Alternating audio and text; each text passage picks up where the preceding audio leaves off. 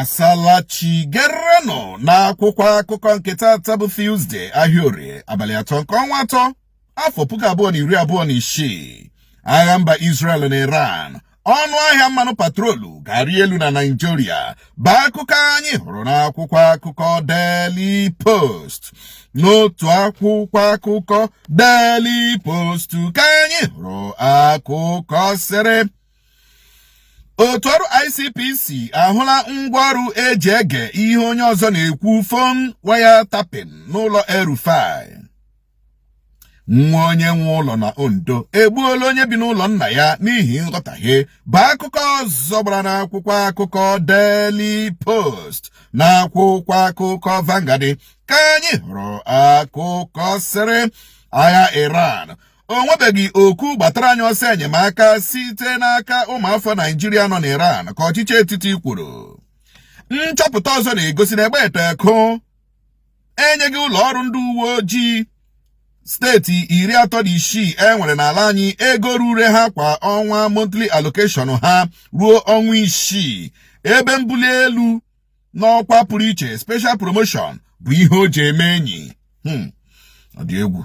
Agwala ụmụafọ Israel si agwala ụmụafọ America nọ mpaghara Middle East pụọ tinyekwere mba Israel bụ akụkọ ọzọ gbara n'akwụkwọ akụkọ Vanguard na akwụkwọ akụkọ Punch ka anyị hụrụ akụkọ sịrị nwa Atiku agbaala arụkwaghịm dịka kọmishọna n'ọchịchị fintiri dịka ọ bachara APC. Mba Israel anụla iyi egwu Asari Dokubo yiri mba Amerịka na Israel na-ekwu na ha ga-ahụ maka nke ahụ bụ akụkọ ọzọ gbara n'akwụkwọ akụkọ Punch. N'otu akwụkwọ akụkọ Punch ka anyị hụrụ akụkọ sịrị ọchịchị mba Lebanon amachiela otu na-eyi ndị egwu Hezbollah dịka Hezbollah na ugbu a na-akụ isi n'ala n'iwe. Ọ dị mma. Asari Dokubo che na Israel wo Imo State ma ọkwa na America wo Imo State where he used the Bubagu to numerous and hundreds of Imo youths with a Bubagu. Asari Dokubo che na Israel ma wa America wo Imo State ebe o ji Bubagu gbuo a lot of youths n'Imo.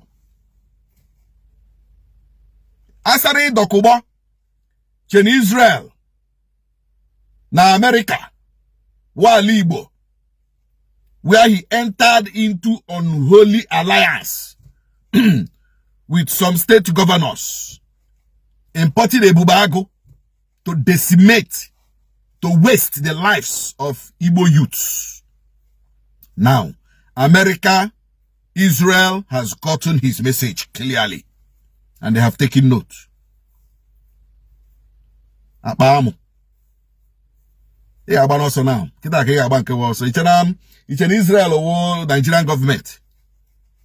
No, it's an Israel or Imo State government, or Israel or America or Rivers State government, where you can say rubbish and go free, where you can brandish gun anyhow on the social media and the DSS will not arrest you. You have taken too much. You have taken too much.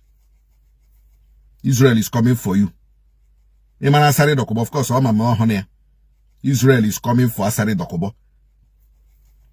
Him like American Israel, their target will precise. Hasuhania pom eba hokoje. Gina madu ga no self Israel eweri ga ha Israel eweri olonya. Madu arahu na akoko gi. Iman Israel eweri the person.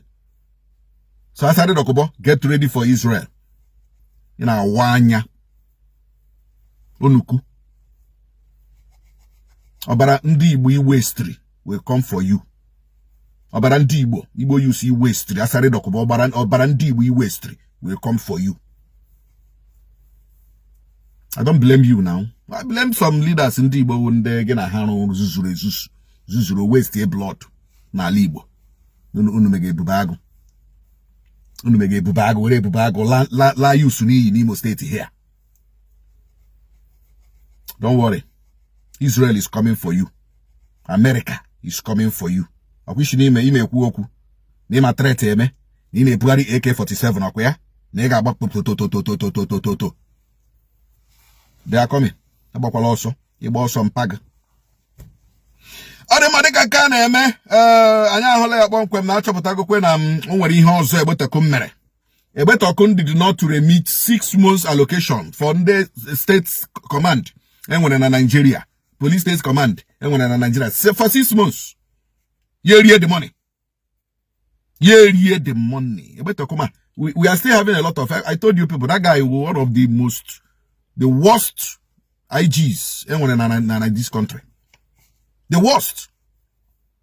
He had rule the police EPA on any here. Ego rule state commands in Nigeria on any here for 6 months. Yeah, hold way. And the police know they talk. I wish that I know them born or there. I wish that I know here born or there. Upolana ekuwele. Upolana ekuwele. Unana ha atake la nya atake. Eh? Kai luwaya. 6 months did not remit allocation for state police command. Nde ura aka chopala. Eh? He ura aka chopala. He nde akwe shiri men office onwe kemega. Because IG hold the rego for 6 months. He hold the rego in the state command for 6 months. So like when he chora ka ajiri meme banditry, bumende ndo shindama, chumande banditi, chumande terrorist. Like when ego hakwe shiri ja chunda. When you can withhold the allocation for 6 months, are you not wicked? Are you not a sponsor of banditry? You better come.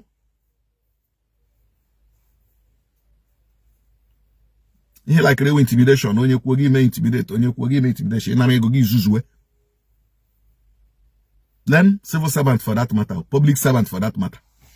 Onye baze china ya ba politics. I'm telling you, china ya ba APC. You got to better come. I have APC very soon. Watch China before 2020. When I go here.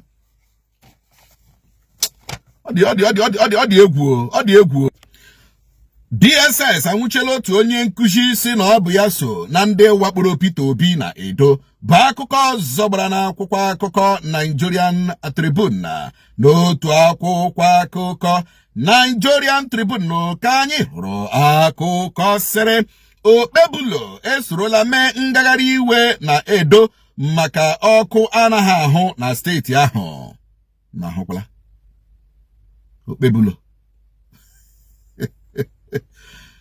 Otu pati APC eshiela ọnwụ n'agbanyeghị iwu ụlọikpe nyere na ha ga-agarịrị n'ihu inwe kọngres ha na Ondo bụ akụkọ zọgbara n'akwụkwọ akụkọ Nigerian Tribune. N'otu akwụkwọ akụkọ Nigerian Tribune ka anyị hụrụ akụkọ sịrị mba Amerịka agwala ụmụafọ ya nọ na Nigeria ha si Nigeria laa dịka ndị shite na-ewe iwe na-eme ngagharị iwe maka ogbugbe egburu onye supreme leader mba Iran. Ịhụkwanumo otu esi gbuo mmadụ na Iran. Ndị a na-emere anyị ngagharị iwe na Nigeria. Lekwe na otu esi gbuo mmadụ na Iran o Nigeria na-eme ngagharị iwe o. Lekwe na ụdịrị problem gwa ndị alekwa anyị o. Ndị shite gị ka ndị gị lekwe na anyị o abeg. Of course, America man dem ngagharị iwe biko nnu na-atụ ha nnu atụ ahịa ebe ahụ check enu ya distance very ya perimeter very well. Biko bupụ ya from southeast face ya na north biko nu. Ụlọ ọcha ga-esi gbuo mmadụ na Iran ndị anụrụ ha eme ngagharị iwe. Nwere ihe mmadụ na-aga ahụ. Nwere ike ire otu ebem 1 liter fuel patrolu otu puku naira 1000 n'ihi ọgụ a na-arụ n'Iran bụ akụkọ anyị hụrụ n'akwụkwọ akụkọ The Nation. N'akwụkwọ akụkọ The Nation ka anyị hụrụ akụkọ sịrị ndị ahịa na Yobe etoola buni maka ahịa ọhụrụ ọ rụrụ ha. Soludo agakwala n'ihu n'ikutu ahịa main market Ọnịcha n'agbanyeghị na ụlọ ikpe si onye ọbụla kụrụ nwa nkịta ya n'ahụ tutu ruo mgbe etinyechara ọnụ na ya bụ okwu bụ akụkọ zọgbara n'akwụkwọ akụkọ The Nation. Amam ihe mere Soludo ji apịaga ahịa ahụ. I don't know the reason why Soludo the vindictive. That man the vindictive. That man odire mmadụ ahụ mmecha gị ihe. Okay, mụ aka ịtraịrị. Okay, mụ aka ịnwara mmecha gị ihe. I wanted that kind of governor in Imo State before. I wanted that kind of governor in Imo State before. You know, onwe ka ishi challenge ya biazia for you ye bulldoze ụlọ gị. O dere madu soludo. Uli ikpeshi, hold your peace. Maintain status quo. Soludo eshi ọnwụ na maintain status quo. Ele ahịa apịa.